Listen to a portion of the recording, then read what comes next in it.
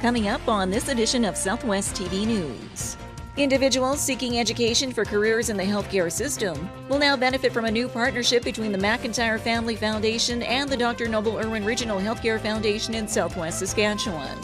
What's 92 million years old and is waiting for you at the Swift Current Museum? It's Big Bert. Since last November, a group of Swift Current residents known as SwiftLink have come together for a worthy cause.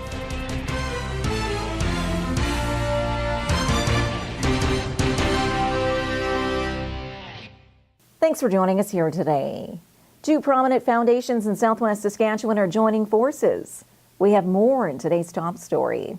Individuals seeking education for careers in the healthcare system will now benefit from a new partnership between the McIntyre Family Foundation and the Dr. Noble Irwin Regional Healthcare Foundation in Southwest Saskatchewan, a winning strategy for all parties involved. We've been doing scholarships since 2001. I think the last number that I looked up was well over 300 applicants over the 15 years and in excess of $400,000 that we've given out in scholarship funding over the years. And the McIntyre Foundation is wanting to give out quite a bit more than that on an annual basis, around $400,000 a year, I think is their goal.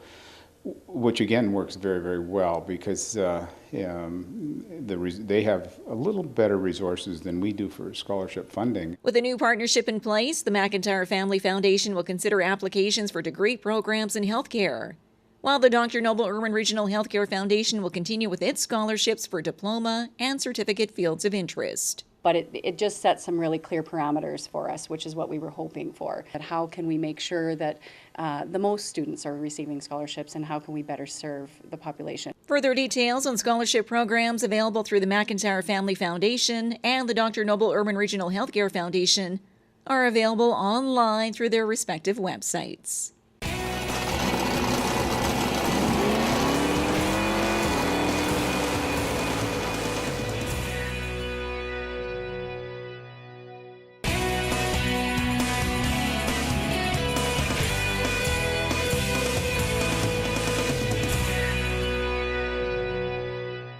The Swift Current Museum has a unique exhibit on display now until the end of summer, and its story spans millions of years. What's 92 million years old and is waiting for you at the Swift Current Museum? It's Big Bert, a life-size scale model of the world's most complete crocodile skeleton, discovered in the Carrot River Valley in northeast Saskatchewan. Tim Takarik is a curator and paleontologist for the Royal Saskatchewan Museum, and recently led a discussion on Big Bert at an evening presentation. Takarik's knowledge of Big Bert is firsthand, as he led the team's excavation in 1991 in the Carrot River Valley. I discovered some of the tail of a large animal, and then later in the fall of 91 we collected the head and part of the body, what turned out to be Big Bert.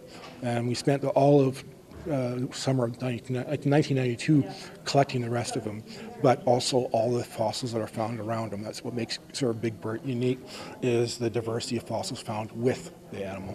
And it's one of the most beautifully preserved crocodiles of its type in North America. A process which had many challenges, from the weather to the overall soil composition. The rock was extremely hard and it only split horizontally. It wouldn't split vertically for us. So, and it was primarily all grunt work. It's all, how well you can use a pickaxe every day. And splitting the rock, and then we'd split about 10 plus feet of rock just to get down to the level of the bone. And then the skeleton decided it's not going to go in the direction we just dug and go into another direction. So we got to dig again, another 10, 12 feet. So we did that several times, and then we finally gave up and said we found someone who knew how to use explosives and could legally do that.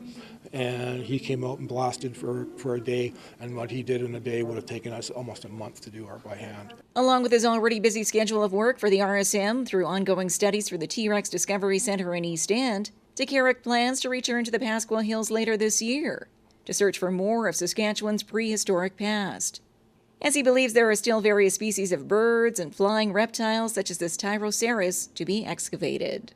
A quest to learn more about Saskatchewan's landscape millions of years ago, which could answer questions of today and that of tomorrow. If we understand how life adapts, how life doesn't adapt to certain circumstances, whether it's a massive meteorite impact or regional climate change, life will figure into that equation.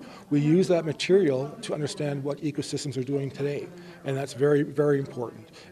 If we understand our past, we can have a better understanding of our present and potential future. The Big Bert exhibition is free and open to the public at the Swift Current Museum, now through August 31st.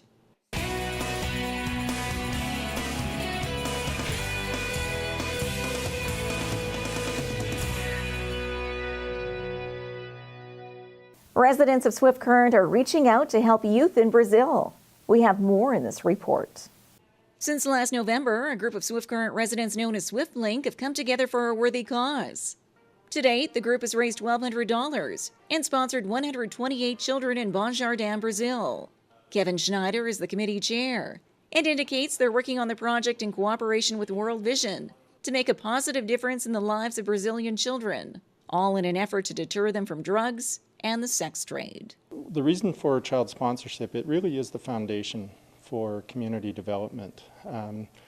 Part of the money goes, of course, to the individual child, but some of it also goes to help build the infrastructure.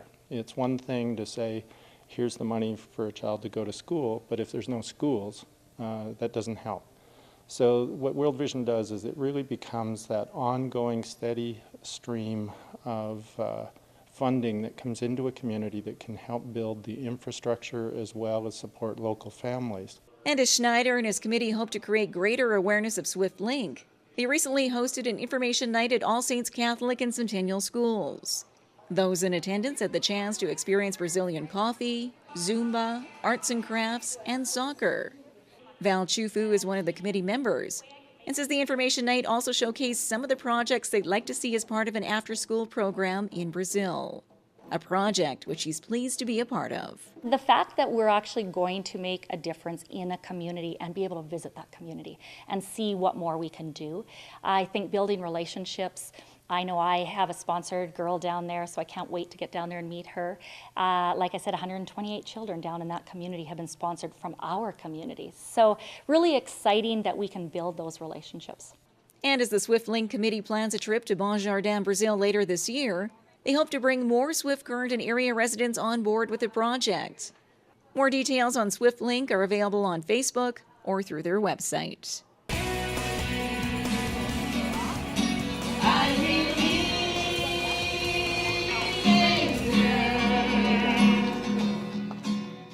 Well, this brings to a close another episode of Southwest TV News, reporting the stories that matter to you. We always welcome your news tips. You can always reach us here by phone at our studio or by email to contact us at southwesttvnews.com. Also, be sure to join us daily online for the latest news from across Southwest Saskatchewan and so much more at MyLocalTV.ca. And be sure to follow us on a range of social media. Thanks for joining us here today. I'm Carol Andrews.